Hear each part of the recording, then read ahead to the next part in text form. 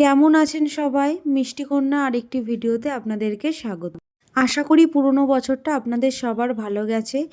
পুরনো বছরটাকে এখন চলে এসেছে পুরনো বছরটাকে বিদায় জানানোর পালা।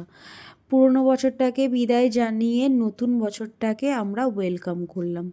তো আমাদের 2024 ভালো খারাপ সব মিলিয়েই গেছে। 2025টাও সবার খুব যেন ভালো যায় এই কামনাই করি।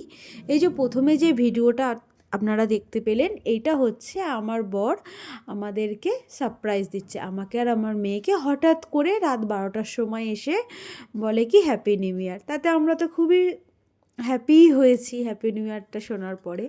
তো সবাইকে জানাই নতুন বছরের শুভেচ্ছা।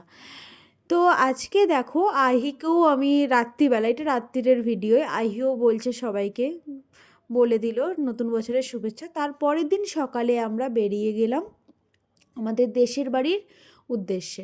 তো আমাদের দেশের বাড়ি যখন যাই আমরা, আহির তো একটা দুধের ফ্লাক্স থাকে, ফ্লাক্স দুধের ডিব্বা এর একটা ব্যাগ হয়, সাথে আমার আমার বরেরও পিঠের একটা ব্যাগ হয়, তার সাথে টলি হয়। তো এই সব কিছু নিয়েই আমরা টোটোতে উঠে গেলাম। উঠে আমরা গেলাম স্টেশনে, মেট্রো স্টেশনেতে গিয়ে দেখি ভীষণ লাইন পড়েছে। কারণ আজ দিনটা ছিল 1 জানুয়ারি।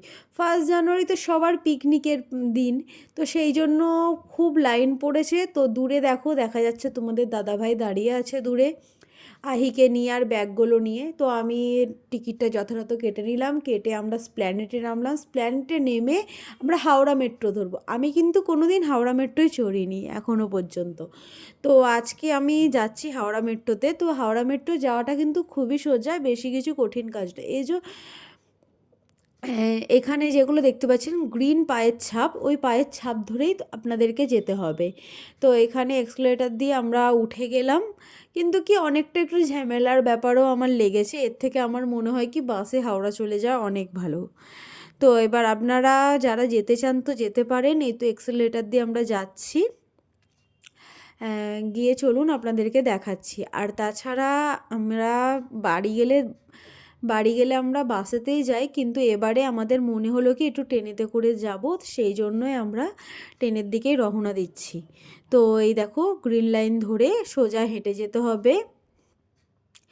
তো আমরা সেটাই করছি, যাচ্ছি। আর আহিকে কোথাও গেলে ওর পাপাই নেয় কোলেতে, বলে কি ওরই সুবিধা হয় নিতে। কারণ আমারও পিঠে ব্যাগ থাকে, হাতে একটা ব্যাগ থাকে, তো ওই জন্য আমার ওকে আমি নিই না, তো ওর পাপাই নেয়। চলুন যাওয়া যাক। এই দেখুন এটা আমরা এখন স্প্ল্যানেট মেট্রো স্টেশনেই আছি। তো হাওড়া মেট্রো ধরবো বলে যাচ্ছি। এবার দেখুন আমাদের তো অনেক ব্যাগপত্র থাকে, তো আমাদের মনে হয়েছে কি যে আমরা নেক্সট বার আর হাওড়া মেট্রোতে যাব না, কারণ আমাদের অনেক ব্যাগ থাকে সেই জন্য। তো এখানে দেখুন ও আমরা নামছি, আর উনি কিভাবে তাকিয়েছিল আমাদের দিকে। এখানে একজন মহিলা ছিল, উনি আমাদের দিকে এমনভাবে তাকিয়েছিল যেন কিছু উনি বলতে চান। তো এখানে এসে দেখি কি এই দিকের মেট্রোটা চলছে না। তো অপোজিট সাইডে ওরা রোটেশনাল মেট্রো দিয়ে দেয়, তো অপোজিট সাইডে মেট্রো চলছে। তো আমরা সেই জন্য ওয়েট করছি, অনেকক্ষণ প্রায় ওয়েট করছি। আমাদের ট্রেন ছিল 12:30 না 12:15 ট্রেন ছিল, ওইটা আমরা পাইনি। তো আমাদের আবার তারপরে আবার ট্রেন ছিল 1:05।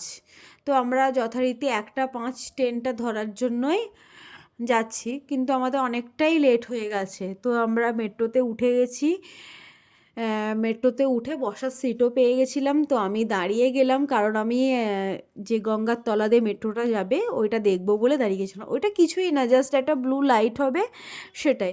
তো আমরা ওইটা দেখবো বলেই দাঁড়িয়ে গেছিলাম। চলো এখন দেখা যাবে। তো এখানেই তোমরাও দেখতে পাবে একটা জাস্ট একটা ব্লু লাইট চলে যাবে, আর কিছুই না ওইটাতে।